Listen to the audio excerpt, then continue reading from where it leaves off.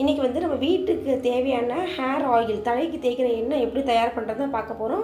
வெள்ளை கரிசலாங்கண்ணி, மருதாணி, கருவேப்பிலை இந்த 3 தான் எடுத்திருக்கேன். 1,5 லிட்டர் தேங்காய் எண்ணெய், செக்கில் ஆட்டின தேங்காய் எண்ணெய். இதை அடுப்பில் வச்சுட்டு ஹையில் வச்சுருங்க. கொஞ்சம் சூடு ஏறட்டும். அது கூட இது எல்லாத்தையும் நல்லா ஆஞ்சி எடுத்துகிட்டு ஒரு இலையை போட்டு பாருங்கள். எண்ணெய் நல்லா சுட்டுச்சுன்னா மீடியம் ஹீட்டில் வச்சுருங்க. வச்சுட்டு எல்லா இலையும் போட்டு கொஞ்சம் பொங்குற மாதிரி இருக்கும். ஏன்னா தேங்காய் எண்ணெய் பார்த்தீங்களா.